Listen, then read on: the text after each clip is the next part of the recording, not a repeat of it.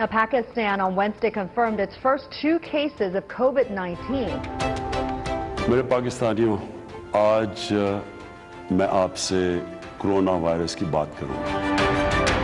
جو health workers ہیں، جو ڈاکٹرز ہیں، جو نرسز ہیں، آپ نے ایک جہاد لڑنی ہے۔ ہم نے فیصلہ یہ کیا کہ ہم محدود علاقوں کے اندر جدھر پھیل رہی ہے ان کو لاک ڈاؤن کریں، کنسٹرکشن سیکٹر کو کام کرنے دیں گے تاکہ لوگوں کو مزدوریاں ملیں۔ 120 ارب روپیہ بانٹا تقریباً 1 کروڑ 20 لاکھ خاندانوں میں۔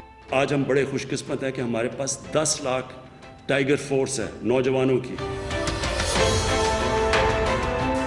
کرونا وائرس کے خلاف ہم نے جو ایک پوری جہاد کی، آج دنیا تسلیم کرتی ہے۔ Pakistan had a pretty bad peak in Karachi, but now they look like Europe.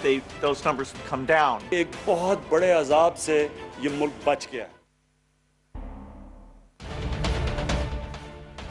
بسم اللہ الرحمن الرحیم، السلام علیکم۔ آپ دیکھ رہے ہیں پروگرام نقطہ امتیاز۔ میں ہوں آپ کے ساتھ مشل بخاری۔ پروگرام میں ہمارے ساتھ موجود ہیں سینئر تجزیہ کار امتیاز گل صاحب۔ السلام علیکم۔ کیسے امتیاز صاحب؟ خیریت سے؟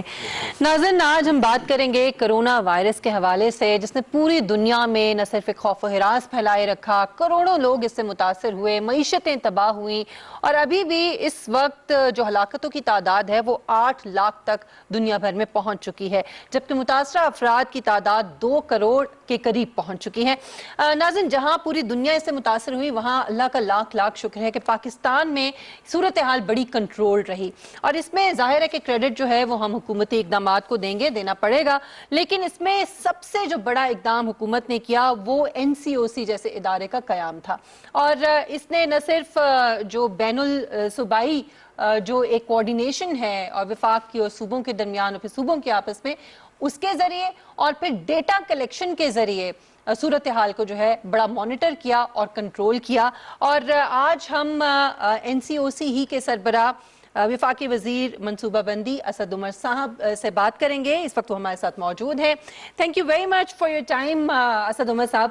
سب سے پہلے سوال جو میں آپ سے کرنا چاہوں گی وہ یہ ہے کہ NCOC کے قیام کے بعد ہم نے دیکھا کہ اس کے تحت بہت سے فیصلے کیے گئے، تقریباً 50 کے قریب فیصلے جو ہے وہ ایسے تھے جو کہ ڈیٹا بیسڈ تھے، ڈیٹا کو سامنے رکھتے ہوئے کیے گئے۔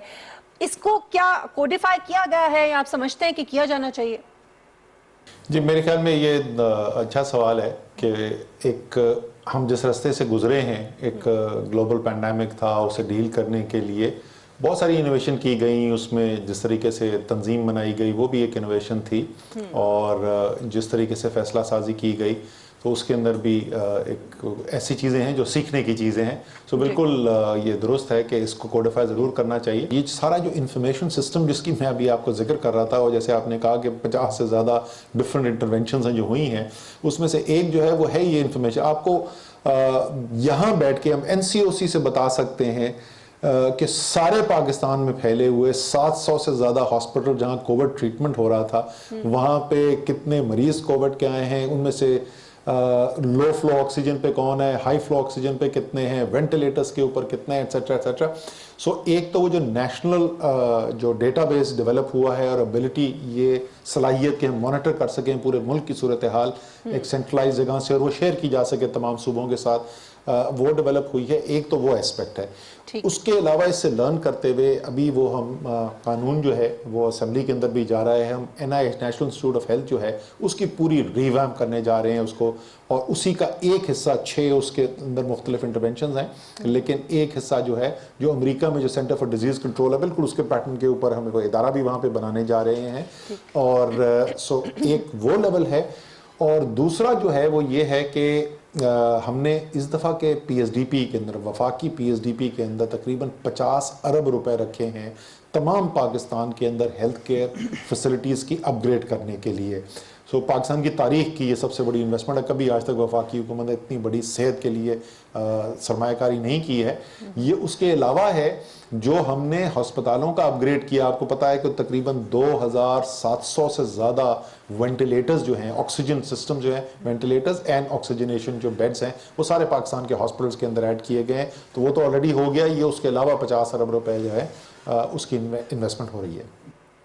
ٹھیک، تو یہ بتائیے گا کہ آپ اتفاق کریں گے اس سے کہ NCOC یعنی national command and operation centre ایک نئے میکنزم کے طور پہ ابھر کے سامنے آیا ہے، جو ہم نے کوششیں کی وبا کے خلاف، پینڈیمک کے خلاف، اس کے توفیل ہمیں ایک نیا میکنزم مل گیا ہے؟ جی، اور آپ نے دیکھا ہے یہ ریفر بھی ہوتا ہے، اس کے بعد جو ہے وہ نیشنل لوکس کنٹرول سینٹر بھی بنایا گیا لوکس سے ڈیل کرنے کے لیے، بٹ یہ وہ بھی ایک آپ سمجھ لیں نیچرل کلیمٹی تھی، لیکن جب کراچی کی بات ہو رہی تھی اور ایک اسپیشل ٹرانسفارمیشن پیکج کی بات ہو رہی تھی تو وہاں پہ بھی NCOC ماڈل کو ریفر کیا گیا، تو بالکل یہ ایک آرگنائزیشنل / پولیٹیکل میرے خیال میں ایک نیا ماڈل ہے جو لگتا ہے کہ اس کے اندر جان ہے اور اس کو اپلائی کیا جا سکتا ہے پاکستان کے مختلف مسائل کے حل کی اپلیکیشن کے لیے۔ تو ایک بائی ڈیفالٹ ہمارے پاس ایک نیا نظام آ گیا ہے، ایک نیا میکنزم آ گیا ہے، آپ سمجھتے ہیں؟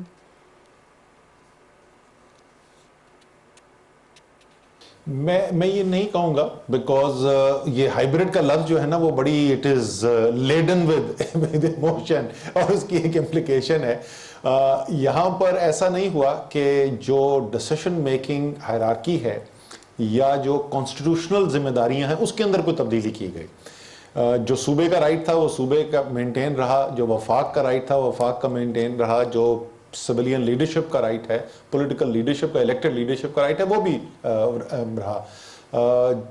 وفاق کے لیول کے اوپر جو پولیٹیکل لیڈرشپ ہے اس کی مدد کے لیے، ایکسیکیوشن رسپانسبلٹی کے لیے فوج نے مدد کی اور بڑی امپورٹنٹ تھی۔ اس مدد کے بغیر جس طریقے سے اتنا ایفیشنٹلی یہ کام ہوا نہیں ہو سکتا تھا۔ جو صوبوں نے جو بھی کام کیا تو وفاق نے وہ ان کی طاقت اپنے پاس نہیں لی، وہ جو بھی ہوا کوپریشن سے ہوا، وہ صوبوں کی اپنی ثوابدید انہوں نے استعمال کرتے ہوئے اور سب ایک جگہ پر آئے۔ تو میرے خیال میں کوئی آئینی طور پر کوئی نیا ارینجمنٹ نہیں ہوا۔ ہاں یہ ضرور ہوا کہ ہم نے یہ دیکھا، جو ویسے بھی منطقی بات ہے، کہ جب پوری قوم مل کر کوئی کام کرتی ہے تو اس میں زیادہ کامیابی حاصل ہوتی ہے، اور دیٹس دی ادر تھنگ جو ری انفورس ہوئی۔ یہ کوئی نئی چیز نہیں ہے کہ یہ تو تھا کہ وفاقی حکومت بھی ساتھ ہے اور صوبائی حکومت بھی ہے، عسکری ادارے بھی کام کر رہے ہیں، لیکن یہ سب بھی مل جاتے تو اس وقت تک کامیابی نہیں ہوتی جب تک قوم جو ہے ان فیصلوں کو پر یقین نہ کرتی کہ ہاں یہ میری بہتری کے لیے ہے اور اس پر عمل نہ کرتی۔ جو میری وہ NCOC میں 100 دن کی جو تقریب ہوئی تھی تو بورڈ ہم نے باہر بنایا تھا، ابھی بھی وہاں رکھا ہوا ہے، تو میں نے لکھا وہی تھا کہ پچھلے چند ہفتوں میں پاکستان نے ایک دو پھر ثابت کیا ہے کہ جب پاکستانی متحد ہو جائیں تو کوئی بھی چیلنج پورا کر سکتے ہیں۔ اچھا اسد صاحب، جو اس وقت انڈرسٹینڈنگ ہے وہ یہ ہے کہ ایک تو ایڈمنسٹریٹو اقدامات اٹھائے حکومت نے، دوسرے جو سمارٹ لاک ڈاؤن کی حکمت عملی ہے وہ اپنائی گئی، جس کی وجہ سے یہ جو ڈرامائی تبدیلی ہم نے دیکھی ہے کیسز میں کمی، آپ بھی سمجھتے ہیں کہ ایسا ہی ہے؟ بالکل جی، ہم نے تو یہ وہ جب پریزنٹیشن کرتے ہیں تو اس کے اوپر ہم وہ دکھاتے بھی ہیں ڈیٹا کہ کیا اقدامات لیے گئے اور کس وقت لیے گئے اور اس کے بعد ان کا اثر کیسے آنا شروع ہوا۔ اور ایک جملہ جو میں بہت استعمال کرتا تھا خاص طور پہ جون کے مہینے میں، ایکشنز ہیو کانسیکوینسز۔ سو اگر آپ ٹھیک فیصلے کریں گے، ٹھیک اقدامات کریں گے تو اس کے بہتر رزلٹ آتے ہیں، اور اگر آپ نہ کریں تو ہمیں بہت زیادہ دور جانے کی ضرورت نہیں ہے۔ مشرق میں ہمارا پڑوسی بھارت جو ہے اس کو دیکھ لیں، اور مغرب میں ہمارا پڑوسی ایران جو ہے ان کو دیکھ لیں، دونوں کے اندر آپ کو نظر آ رہا ہے کہ کتنی تباہی آ سکتی ہے اس چیز کے اندر۔ سو بالکل ان کا ڈائریکٹ لنک ہے، لیکن ہمارے بحیثیت مسلمان ہمارے یقین کا، ہمارے ایمان کا حصہ ہے کہ کامیابی آخرکار اس کا فیصلہ جو ہے اللہ تعالیٰ کرتے ہیں، تو اس میں کوئی شک نہیں کہ اللہ تعالیٰ جو ہے آخرکار جو بھی بہتری ہوئی، کامیابی ہوئی، وہ اللہ تعالیٰ کی دین ہے۔ جب اسد بھائی، جب وبا کے دوران ایک یہ بھی تھیری سامنے آئی تھی کہ شاید پاکستان ہرڈ امیونٹی کی طرف بڑھ رہا ہے، یعنی ہو سکتا ہے کہ زیادہ جو آبادی ہے وہ اس کے اندر اس طرح کا میکنزم یا مزاحمت ہے کہ اس سے متاثر اس وبا سے نہیں ہوں گے، تو آپ سمجھتے ہیں کہ اس کا بھی کوئی کردار تھا؟ سر نہیں، وہ اس کے اوپر بالکل بڑی بات ہوئی تھی ایک زمانے میں۔ آپ کو پتہ ہے ہم نے پوری نیشنل سیرو پریولنس اسٹڈی کی تھی، اس نیشنل سیرو پریولنس اسٹڈی کے اندر جو جواب آیا تھا تقریباً 11.5% کے قریب جو ہے وہ ڈیزیز اسپریڈ پایا گیا تھا، اور یہ جولائی کے مہینے کی بات کر رہا ہوں جس وقت کیسز تیزی سے کم ہونے شروع ہو گئے تھے، یہ اس وقت کی بات ہے۔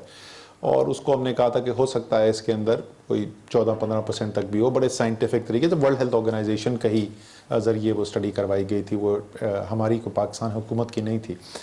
تو پہلی بات تو جو ہرڈ امیونٹی کے جو نمبرز ہیں وہ اس سے کہیں زیادہ آگے جا کر ریچ کرتے ہیں. یہ نئی ڈیزیز ہے تو اتنا اسٹیبلش نہیں ہے, بٹ عمومی طور پہ انفیکشس ڈیزیزز جو ہیں اس میں 50 سے 70% کے درمیان جس وقت جا کے کوئی پریولنس ہوتی ہے تو پھر جا کے ہرڈ امیونٹی ڈیولپ ہوتی ہے. دوسری, اگر جس طرح ہم بھارت کی بات کر رہے تھے, اس وقت بھارت میں ہم سے کہیں زیادہ کیسز آ چکے ہیں, اور آج بھی دیکھ لیں کہ وہاں پہ کس 95 ہزار کیس ہو رہے ہیں, 1100 1280 تھے پرسوں, اب بات ہو رہی ہے ایک دن میں. تو اگر اتنے کم لیول کے اوپر ہرڈ امیونٹی ڈیولپ ہو سکتی تو وہ تو ابھی آپ کو انڈیا میں نظر آ جانی چاہیے تھی. اچھا اسد صاحب, ابھی ہم دیکھ رہے ہیں گزشتہ چند دنوں میں کیسز میں معمولی اضافہ ہوا ہے, تو خدا نخواستہ سیکنڈ ویو کا خدشہ تو نہیں ہے, اور اگر ایسا ہے تو پھر کیا حکمت عملی اس کے لیے اپنائی گئی ہے؟ دیکھیں, سیکنڈ ویو تو بالکل آ سکتی ہے, یہ تو بالکل ہمیں ذہن سے نکال دینا چاہیے کہ یہ اب بس بہتری جو آ گئی ہے, کبھی بھی اس کے اندر ہمیں منفی رجحان نہیں نظر آ سکتا. ابھی تک ایسا نہیں ہے. جو کیسز آپ کو زیادہ نظر آ رہے ہیں وہ اس وجہ سے ہے کہ اسکول اوپننگ ہو رہی تھی. ہم نے کیا یہ ہے کہ پچھلے 6 ہفتے سے ہم تقریباً یہ کام کرتے ہیں کہ جو ہائی رسک ایونٹ آ رہا ہوتا ہے تو وہاں پر ہم فوکس طریقے سے ایک ٹیسٹنگ کرتے ہیں, جس کو سینٹینل ٹیسٹنگ ہم کہتے ہیں.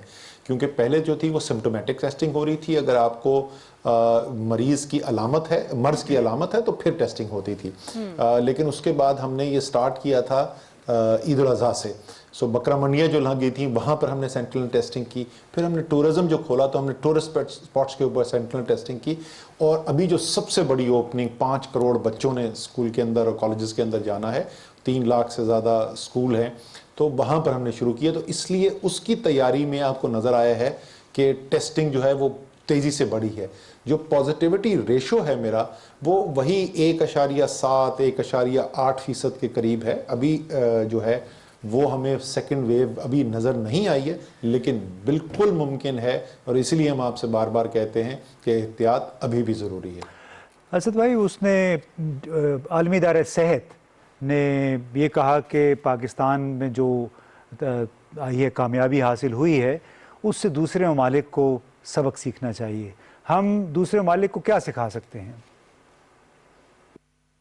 اتنی بڑی اوپننگ آپ کرتے ہیں تو اس کے اندر رسک تو ہے, اس میں تو کوئی شک نہیں, اور وہ رسک ہمیں اس لیے لینا پڑا, دنیا کے اندر بھی اب وہ کو لینا پڑ رہا ہے کہ آپ یہ نہیں کر سکتے کہ بچوں کی تعلیم روک دیں. پاکستان ایسا ملک تو ہے نہیں جہاں پاکستان کے تمام بچے جو اسکولوں میں جاتے ہیں ان کو کوئی آن لائن لرننگ آپ کروا سکیں. بہت بڑی تعداد ہے ہمارے ایسے بچوں کی جن کے گھر کے اندر وائی فائی نہیں ہے, جن کے پاس کوئی لیپ ٹاپس نہیں ہے, اسمارٹ فونز نہیں ہے.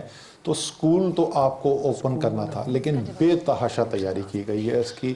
ایجوکیشن منسٹری کے ساتھ مل کے, ہیلتھ منسٹری کے ساتھ مل کے, صوبوں کے ساتھ مل کے, NCOC کی ڈیڈیکیٹڈ ٹیمز, اور یہ بالکل پہلے سے تیاری کے ساتھ یہ کیے گئے تھے. بڑے کلیئر مارکرز ہیں کہ کیا ہوگا تو ہم بند کر دیں گے اسکول کو, اور وہ آپ نے پہلے دن سے وہ ایکشن ہوتے ہوئے دیکھے ہیں. میڈیا نے بڑا تعاون کیا, بہت اچھی کمیونیکیشن ہوئی ہے, اور میڈیا کا میں شکریہ ادا کرنا چاہتا ہوں کہ یہ اسکول سے اوپننگ اور اس کے بعد بھی جو اقدامات لیے جا رہے ہیں اس کی بڑی اچھی طریقے سے وہ پیغام گھر گھر تک پہنچ رہا ہے. تو امید تو یہی ہوگی کہ, اور جیسے میں نے کہا کہ ٹیسٹنگ بہت ہم نے تو تقریباً 30,000 ہم کراس کر گئے ہیں, اس سے بھی یہ بھی زیادہ بڑھ جائے گی انشاءاللہ. لیکن اصولی طور پر بالکل اگر ہمیں صورتحال لگی کسی وقت بھی کہ صورتحال خطرناک رجحان کی طرف جا رہی ہے تو جو ہمیں اقدامات لینے وہ بالکل لیں گے. وہ سب بڑے ہم نے ڈیفائن کیے ہیں جی. ایک تو مائکرو ایکشن ہے, وہ اسکول سیلف کا ایکشن ہے, اور اس کے لیے ہم نے اسکول کے اپنے اسٹیٹسٹکس بھی ہیں, اور اس علاقے کی جہاں پر وہ اسکول ہے تو یا تو اسکول کے اندر یا کالج کے اندر آپ کو کیس بہت زیادہ نظر آنے شروع ہو گئے تو پھر وہ ایکشن لینا ہے, یا اس اسکول میں تو ابھی آپ کو نظر نہیں آیا لیکن اس علاقے میں جہاں ہے وہاں پہ آپ کو ایک دم سے کیسز بہت زیادہ وہ ہاٹ سپاٹ ایمرج ہو رہا ہے تو پھر بھی ہم کہیں گے کہ اس کو بند کر دیں. اور پھر وہ ظاہر ہے ایٹ اے لارجر لیول کے ڈسٹرکٹ لیول کے اوپر اگر پورے ڈسٹرکٹ کے اندر نظر آ رہا ہے تو پورے ڈسٹرکٹ میں بھی ایکشن لیا جا سکتا ہے. سو ہر ڈفرنٹ ٹیئر کے لیے بڑے ڈیفائنڈ میٹرکس ہیں اور اس کا بڑا ایک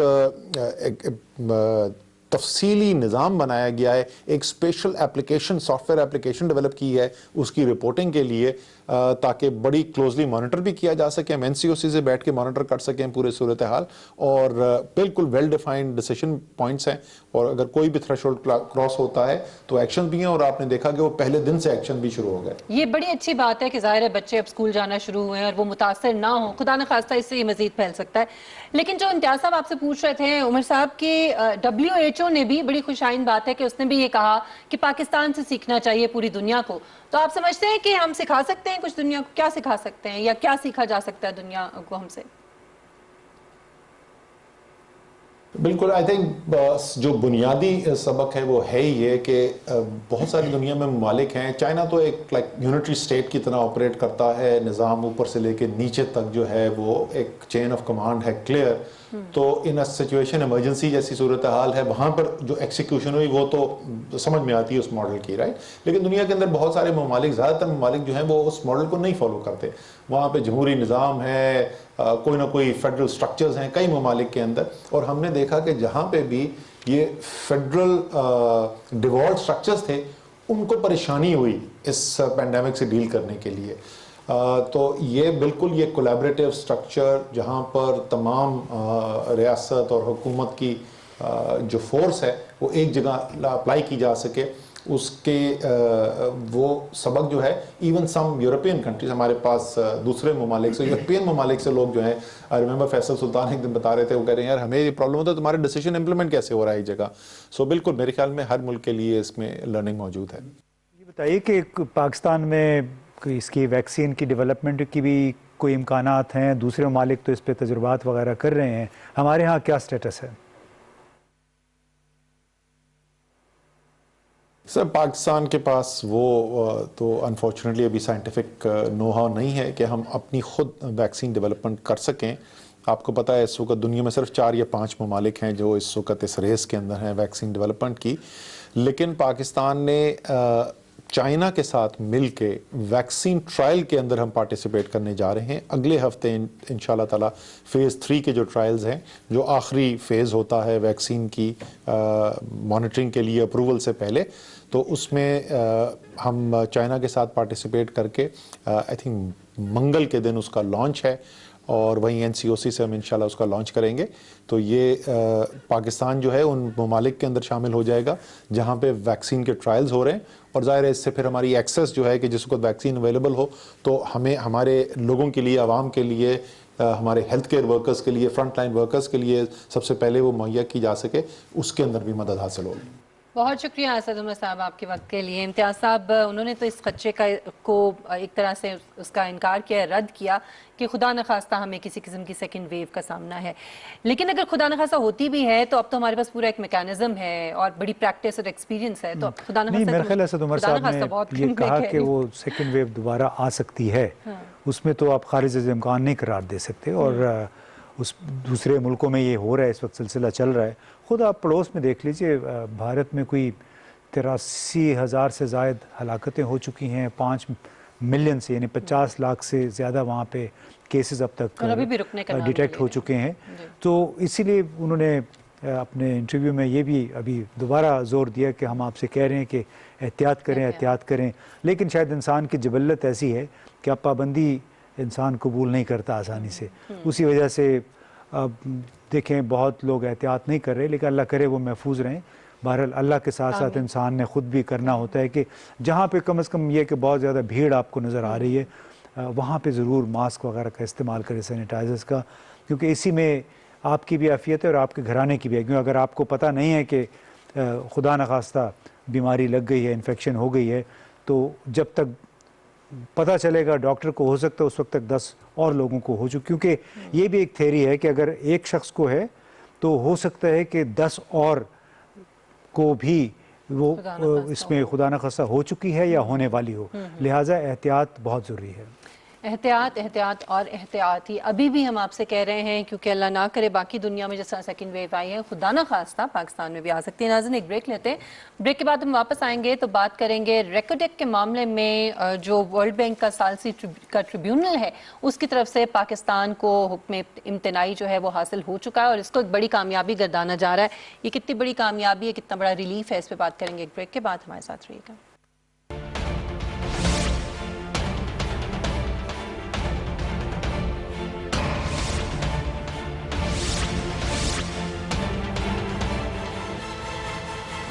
فوری خبر ہو، رائے یا تجزیے، ڈیجیٹل دنیا میں آپ کے ساتھ ساتھ پی ٹی وی نیوز کی سوشل میڈیا پلیٹ فارمز پر بڑھتی مقبولیت، ٹاک شوز، خصوصی رپورٹس اور آگہی کے پیغامات کی فوری رسانی کے لیے پیش P T V news Twitter account پر 10 لاکھ فالوورز مکمل۔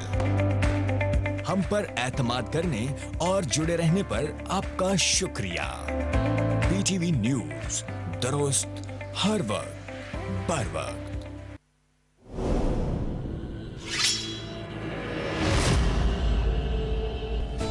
ثابت قدم رہنا ہے، خوفزدہ نہیں ہونا، کیونکہ یہ مسلمان کو زیب نہیں دیتا۔ دشمن اپنے ہی گروہ میں ہو تو اس سے لڑنا بہت مشکل ہو جاتا ہے۔ دشمن کو قبیلے سے دور رکھنے کی وجہ سے نہیں واپس آ رہا ارطغرل۔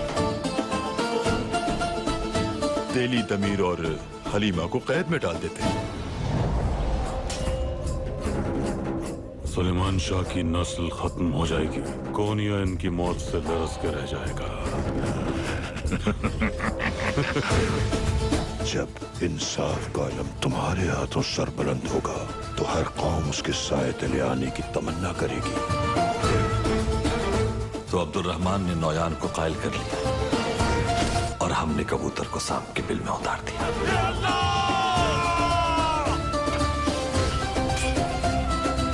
آپ کے قتل کا الزام ہے مجھ پر۔ میرے قتل کے لیے؟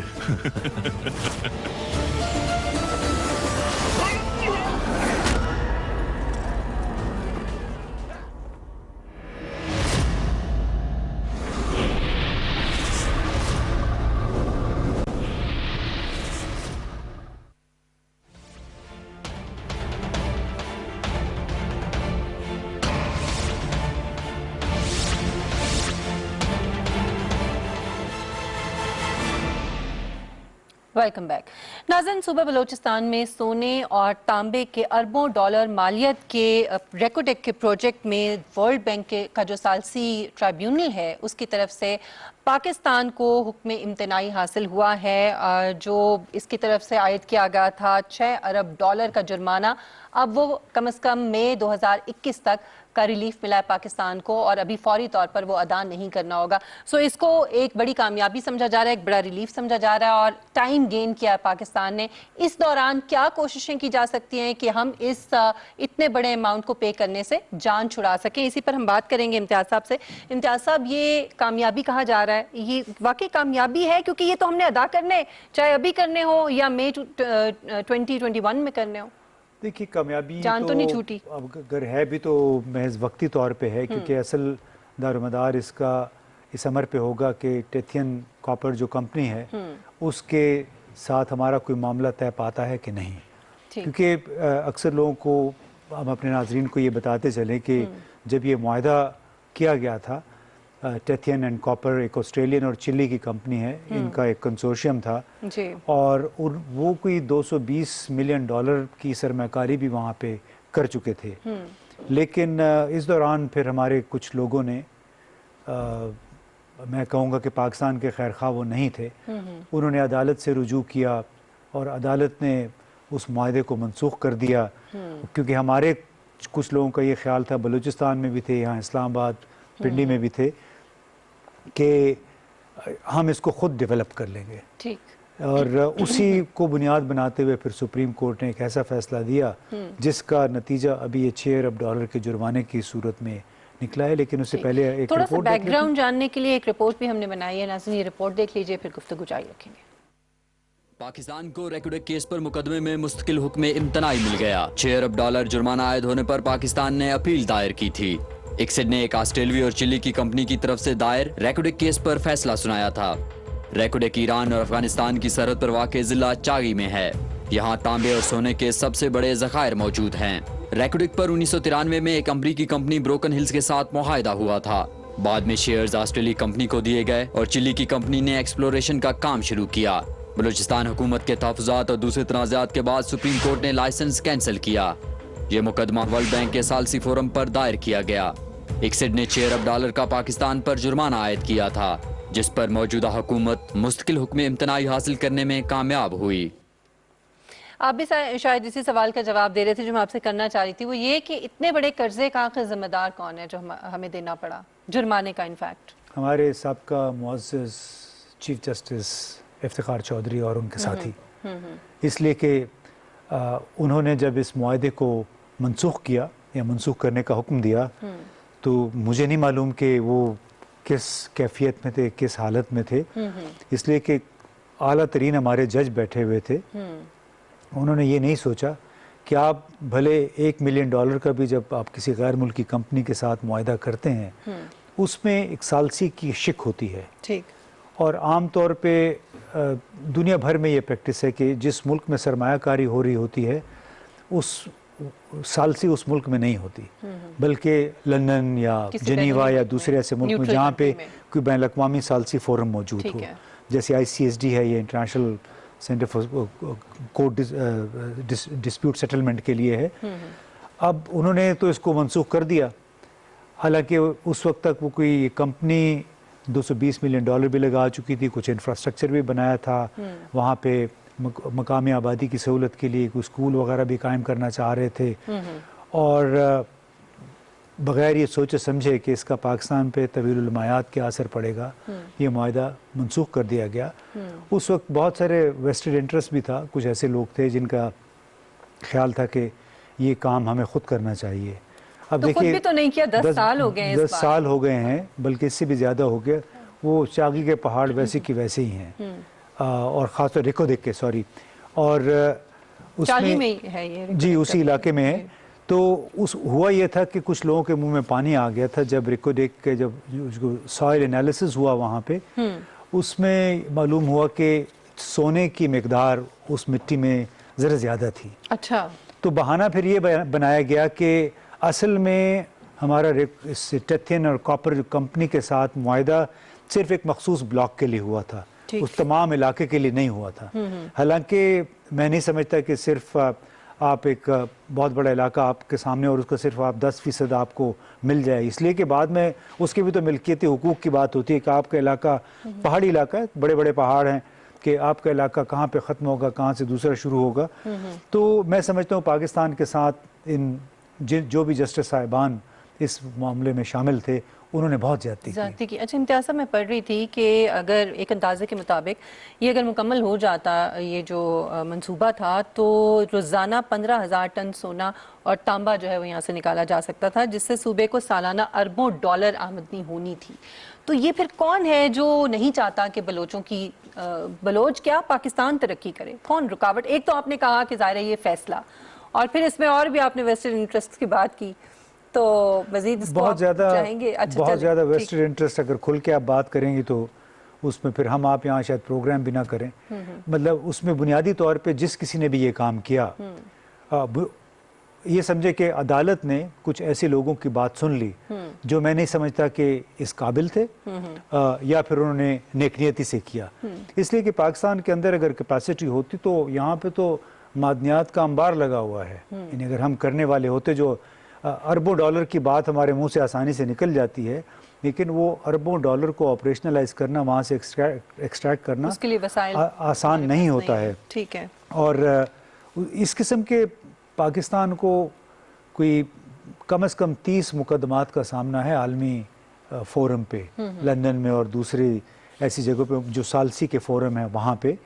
आपने एक और केस था बड़ा मशहूर ब्रॉडशीट का, और वो ये था कि जब जनरल परवेज़ मुशर्रफ ने इक़्तिदार संभाला और नेशनल अकाउंटेबिलिटी ब्यूरो बनाया गया, तो उस वक्त ये सोचा गया था कि जो स्विस अकाउंट्स में पैसे पड़े हुए हैं साबका वज़ीर आज़म बेनज़ीर भुट्टो साहिबा के और कुछ उनके अहल खाना के, तो उनकी तफ्तीश की जाए। इस मकसद के लिए नेशनल अकाउंटेबिलिटी ब्यूरो ने लंदन की एक फर्म थी ब्रॉडशीट, ठीक, उसको ठेका दिया। अब इस दौरान फिर आपको मालूम होगा, और ये मैं बात करूं कि 2002-03 की, ठीक है। अब जब सियासी हुकूमत आ गई और उसके तहत नेशनल अकाउंटेबिलिटी काम तो कर रहा था, लेकिन उसकी तरजीहात तब्दील हो गई, क्योंकि इब्तिदा हुई थी नेशनल अकाउंटेबिलिटी ब्यूरो की मखसूस सियासतदानों के ख़िलाफ़। उस वक्त भी जब उस वक्त के जो चेयरमैन थे जनरल अमजद साहब, उन्होंने हमें बताया गया कि जनरल मुशर्रफ को कह दिया था जब दिसंबर में उन्होंने इस्तीफ़ा दिया दिसंबर 2000 में कि ये कानून और इदारा ख़त्म कर दें, ये बाद में सियासी मकासद के लिए इस्तेमाल होगा, और वही हुआ। एक जमात ने दूसरी और दूसरी ने तीसरे के ख़िलाफ़ इस्तेमाल किया। अब चूँकि सियासी हुकूमत आ गई थी और उसमें नेशनल अकाउंटेबिलिटी ब्यूरो ने ब्रॉडशीट के साथ जो मुआहदा था वो मनसूख कर दिया। उसके नतीजे में अभी और ये फैसला फिर आया दिसंबर 2018 में, लंदन की एक अदालत ने कहा कि नैब से कि आप इन ब्रॉडशीट को जुर्माना अदा करें। अब हुकूमत पाकिस्तान ने हमारी जो नेशनल बैंक ऑफ पाकिस्तान की ब्रांच है, मैं अखबार में देख रहा था, उसको कहा है कि ब्रॉडशीट को $27 मिलियन आप अदा करने का बंदोबस्त करें। इससे पहले बल्कि खुशकिस्मती हुई कि जब हमारी क्रिकेट टीम वहाँ पे थी कि उसका जो बैटिंग का और दूसरी साजो सामान था वो कब्जा नहीं किया गया। नौबत यहाँ तक आ गई थी, क्योंकि अमल दरामद नहीं हो रहा तो ख़तरा पैदा हो गया था कि कहीं हमारे मैच भी कैंसिल ना हो जाएं और उनके साथ जितना साजो सामान है वही जब्त ना हो जाए, क्योंकि जुर्माने की अदायगी की राह में कोई रुकावटें आ रही थी। लेकिन अब खुशकिस्मती से हुकूमत ने अब उसको क्लियर कर दिया है। एक वो जो कार के कंपनी वाला मुआहिदा है, वो भी एक और वो इसके अलावा था, वो भी बैकडोर डिप्लोमेसी के नतीजे में मेरे ख्याल में हमारी जान, जी उसमें भी जिसको आपको मालूम है IPPs और फिर रेंटल पावर प्लांट्स, उसके हवाले से ये केस बना। तुर्की की कंपनी थी और वो अपने एक जहाज, बहरी जहाज के ऊपर ये पावर प्लांट है और उसने कराची को पावर सप्लाई करनी थी 40-50 मेगावाट रोज़ाना के हिसाब से, और उनका भी मुआहदा अदालत के कहने पे मनसूख हुआ और उन्होंने फिर $1 अरब का पाकिस्तान पे दावा किया नेशनल अकाउंटेबिलिटी ब्यूरो पे।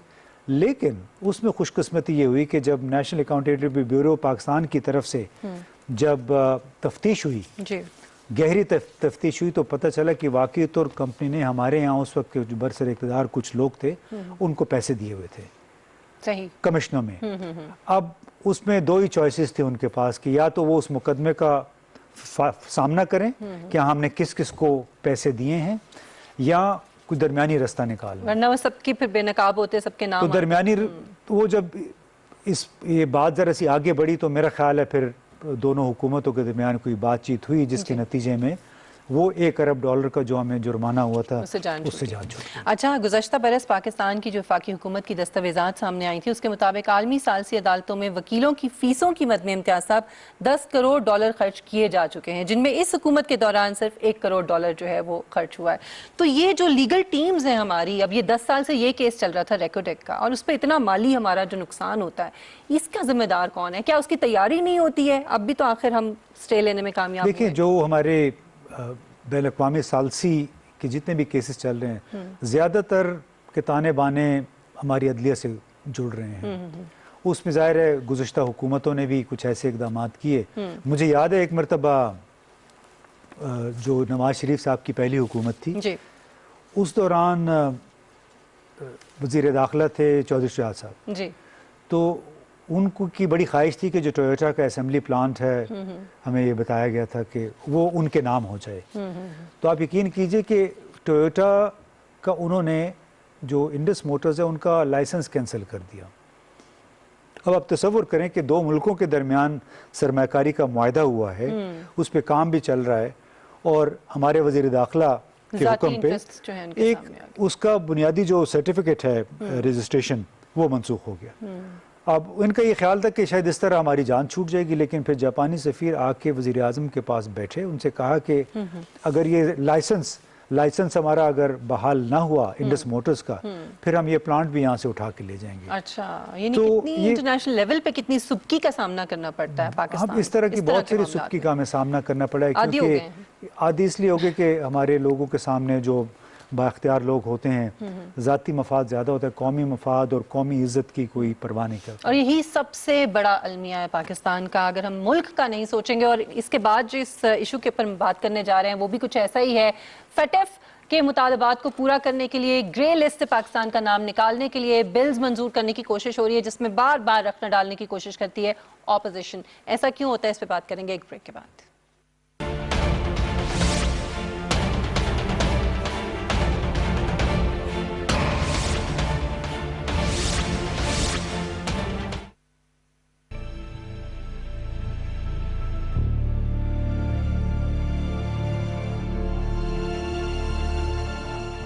कश्मीर के लोगों के लिए एक तारीखी मौका मिल गया है आजाद होने का। ईंट का जवाब हम पत्थर से देंगे, ये सिर्फ हिंदुत्व को मानते हैं। ये वो आखिरी जो पत्ता खेल गया है, इसके बाद अब इंशाल्लाह कश्मीर आजाद होगा।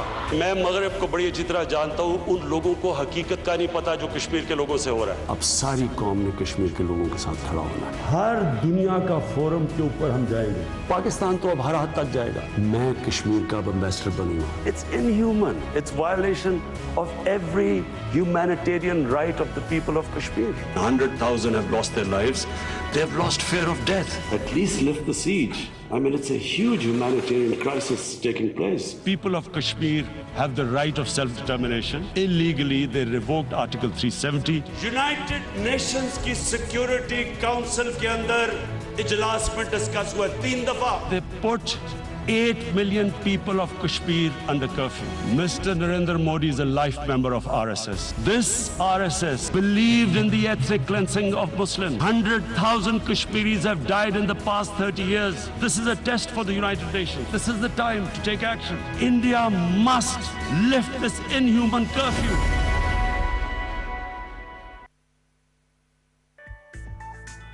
Yes, I did it. मैंने रिटर्न फाइल कर दिया। तो ये रिटर्न फाइल कैसे करते हैं? ऐसे। तनख्वाहदार और इनफरादी टैक्स गुजारों के लिए इनकम टैक्स रिटर्न फाइल करना अब निहायत ही आसान। FBR की वेबसाइट पर खुसूसी लिंक के जरिए तमाम ऑनलाइन फाइलिंग पोर्टल्स तक वन विंडो एक्सेस की फराहमी। नया इनकम टैक्स गोशवारा अब बिल्कुल पेचीदा नहीं, खुदकार रहनुमाई के हामिल नए विजिट बेस्ड इंटरफेस के जरिए अपना गोशवारा भरें, मरहलावार आसानी के साथ। किसी भी किस्म की मजीद रहनुमाई के लिए FBR की वेबसाइट पे जाके ट्यूटोरियल देखो और 10 मिनट में रिटर्न फाइल कर दो। याद रखें, 30 सितंबर 2020 इनकम टैक्स गोशवारे जमा कराने की आखिरी तारीख। FBR।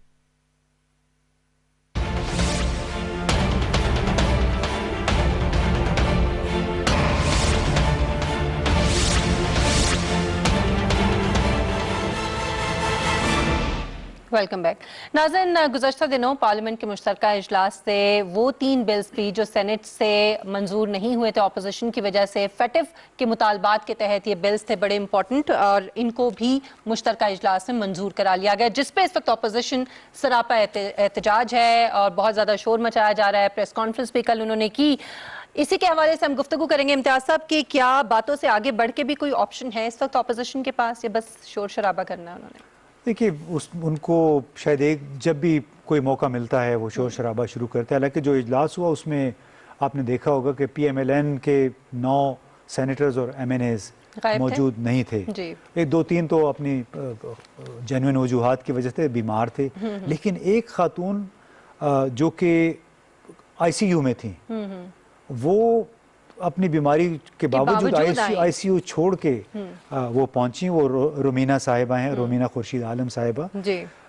दूसरी तरफ आप देखिए कि अपोजिशन बाद में बड़ा उन्होंने इल्ज़ाम लगाया कि हमारे अरकान की तादाद ज़्यादा थी और हमारी गिनती जो थी वो गलत की गई। खड़े होकर वोटिंग होती है तो इसमें तो मेरा नहीं ख्याल कोई गुंजाइश है गलती की। दो मौके पे मेरे ख्याल 2 मरतबा हुई है काउंटिंग, और उसमें अपोजिशन के 190 लोग थे और हुकूमत के पास तकरीबन 200 थे।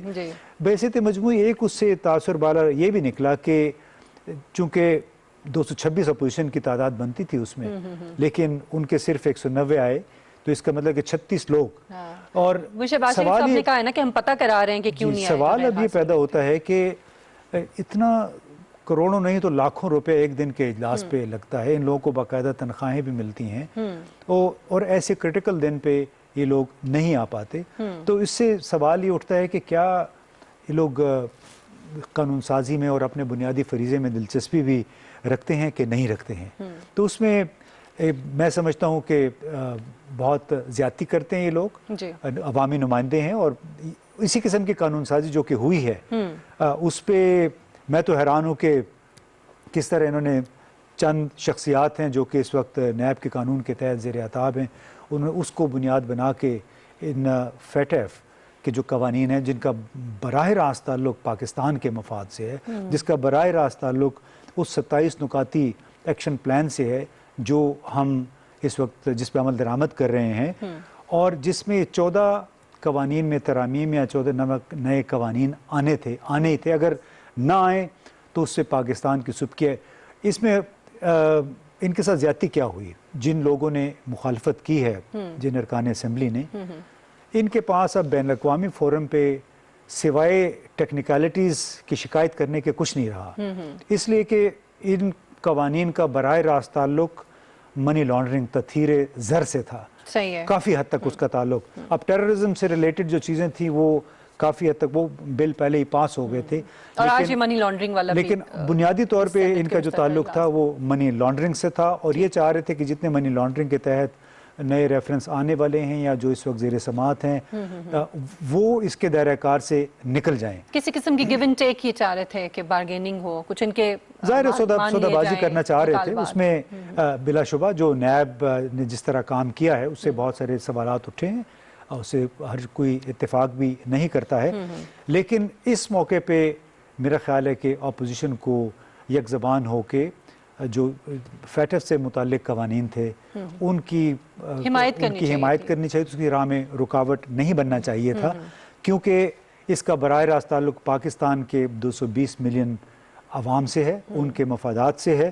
امید ہے کہ جو اکتوبر میں اجلاس ہوگا فائنینشیل ایکشن ٹاسک فورس کی پریلیمنری کا یعنی جنرل اسمبلی کا, تو اس میں پاکستان کو اچھے ہی نمبر ملیں گے. اور اگر ان لوگوں کا یہ خیال تھا کہ پاکستان کا کیس خراب کریں گے تو ان کا شاید خام خیالی تھی, اس لیے کہ اس وقت جو بین الاقوامی طور پہ صورتحال بنی ہوئی ہے خاص طور پہ افغانستان کی وجہ سے, پاکستان کے بہت ساری چیزیں پاکستان کے حق میں ہیں. نہ صرف امریکہ نے بالواسطہ طور پہ حمایت کا یقین دلایا ہے بلکہ چین نے بھی بڑے عملی طور پہ سرگرمی سے وہ کام کر رہے ہیں فیٹف کے محاذ پہ, بلکہ ان کے سفیر یاو جنگ جن سے ابھی میں ملاقات بھی کر کے آئے, وہ جا رہے ہیں الوداعی ملاقات تھی, انہوں نے تو یہ بھی کہا ہے کہ اس دفعہ فیٹف کے اجلاس میں انشاءاللہ پاکستان کو اچھی خبر ملے گی. اور اچھی خبر یہ ہے کہ اگر یہاں پہ آپ منی لانڈرنگ جیسے جو امور ہیں ان کی پیش بندی کے لیے کام کریں, حوالہ ہنڈی کو بالکل ختم کریں, اور دستاویزی کام جو ہے آن لائن ڈاکیومنٹیشن اس میں زیادہ سے زیادہ اضافہ کریں, تاکہ جو لوپ ہولز ہیں سکم جو ہیں ہمارے بینکنگ نظام میں, ہمارے مالیاتی نظام میں, ان کو ختم کیا جا سکے. اچھا امتیاز صاحب, آج سینٹ میں جو کچھ ہوا ہے آپ نے بھی دیکھا ہوگا, مشاہد اللہ خان صاحب نے جس قسم کی لینگویج استعمال کی میاں عتیق متحدہ قومی موومنٹ کے سینیٹر کے حوالے سے, ان کا تو اس وقت مائک بند تھا تو وہ نہیں سنی جا سکی کہ انہوں نے کیا جواب دیا, لیکن یہ بڑا افسوسناک تھا. تو یہ جو طرز عمل ہے وہ بھی ان لوگوں کا جو عوامی نمائندے ہیں اور پارلیمنٹ کے اندر موجود ہیں, کیا اثر اس کا ہوگا عوام کے اوپر؟ دیکھیے اس میں چاہے جو بھی اس میں شامل ہو, چاہے پی ٹی آئی کے لوگ ہیں یا پیپلز پارٹی کے, مسلم لیگ یا ایم کیو ایم کے, ان سے سوال ہمارا یہ ہے بطور پاکستانی کے کہ آپ نوجوانوں کو سبق کیا دے رہے ہیں. پارلیمان بڑی ایک مقدس جگہ ہے جہاں پہ قانون سازی ہوتی ہے, یہاں پہنچنے والے بڑی مشکل سے جدوجہد کر کے پہنچتے ہیں, اور کام ان کا بنیادی طور پہ قانون سازی ہوتا ہے اور عوام کی نمائندگی اور ان کی رہنمائی کرنا ہوتا ہے. تو کیا یہی رہنمائی ہے جو ہمارے معزز سینیٹرز اور ایم این ایز کر رہے ہیں؟ متحدہ قومی موومنٹ میں اب تو ہم نے دیکھا کہ وہ جو ماضی کی ایم کیو ایم تھی اب یہ وہ نہیں ہے, لیکن آپ سمجھتے ہیں کہ وہ ماضی بھی بار بار شاید ہانٹ کرتا ہے, کچھ وہ بھی عنصر ہے اس میں؟ جی وہ تو ان کو میرا خیال ہے ان کا پیچھا نہیں چھوڑے گا. جو کچھ الطاف حسین صاحب کی قیادت میں ایم کیو ایم کے اکثر ارکان نے اس ملک کے ساتھ اور کراچی کے ساتھ کیا ہے, اب بھلے کوئی ایک پارٹی بن گئی اس پاک سرزمین اور کوئی متحدہ کے 2-3 اور فیکشنز بن گئے ہیں, یہ تو ایک حقیقت ہے کہ یہ لوگ اس کور کا حصہ تھے جو کہ کراچی میں فیصلوں پہ عمل درآمد کرواتی تھی, تمام معاملات میں یہ سرگرم تھے، اور اگر کراچی کے حالات آج خراب ہیں تو اس میں ان کا بھی اتنا ہی کردار ہے، ایم کیو ایم کا، جو اس وقت ابھی لوگ جڑے ہوئے ہیں اس کے مختلف دھڑوں کے ساتھ، جتنا گزشتہ 12 سال سے وہاں پہ برسر اقتدار پیپلز پارٹی کا ہے۔ اور سوال ظاہر ہے ان سے کیا جاتا ہے، اٹھایا جائے گا، ان کو جواب دینا چاہیے، لیکن کم از کم یہ جو رویہ ہم نے دیکھا، یہ رویہ جو ہے اس کو تبدیل کرنے کی ضرورت ہے۔ اسی نوٹ پر پروگرام کو ہم ختم کریں گے۔ مشل بخاری، امتیاز گل صاحب کو اجازت دیجیے، انشاءاللہ آپ سے ملاقات ہوگی کل۔ اپنا بہت خیال رکھیے گا، اللہ حافظ۔